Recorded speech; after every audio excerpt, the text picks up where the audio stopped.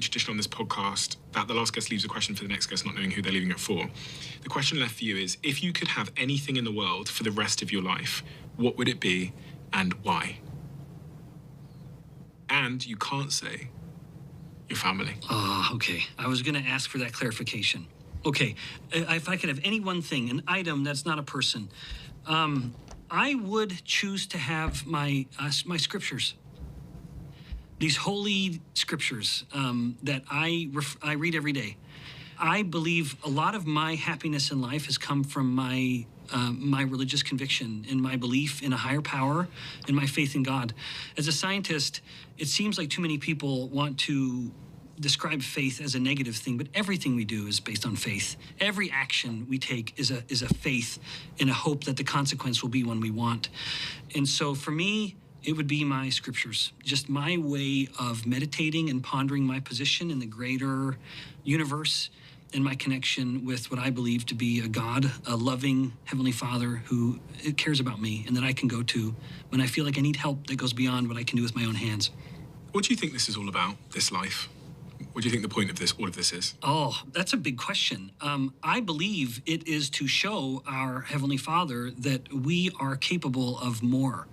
That I have very much a very clear worldview that we have a loving Heavenly Father, that we existed in a pre-mortal state, and that our bodies, this mortal experience, is an experience for us. We've been given this much power. These bodies give us some power. We have power over life. We have power over death and all the temptations that can come from addictions and habits that are unique to this mortal tabernacle.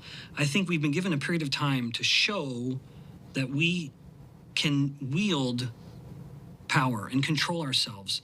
And just assuming my religious view is very much that, just like as a father, my great hope is that my children will grow up to be wonderful mothers and fathers. That I want them to be able to pattern their lives after what they see in my wife and me. I believe that we have a Heavenly Father and a Heavenly Mother, actually, that we have these divine parents who want nothing more than for their children to grow up and be like them. And I think this is just like my children will have to leave the home.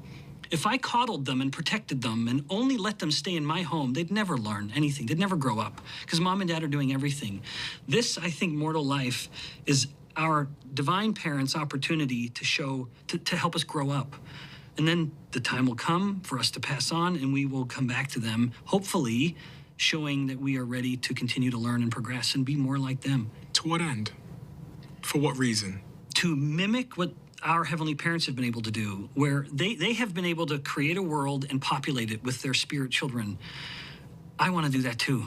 You and I, before we started recording, I joked about how much I miss babies. I desperately, and I do, it is an ache in my soul that my children are not little cuddly babies anymore. Now, they're darling children, nevertheless, but I miss babies. And to me, heaven is my wife and I, whom I love, having a family that never ends, and that we're able to give life to this countless number of future children that someday will be born on a world just like us. That's a pretty cosmic, grand view, but to me, the purpose of life is to show Heavenly Father that we are worthy of more and not just end into a nihilistic blackness when we die. Thank you. We're done. My pleasure.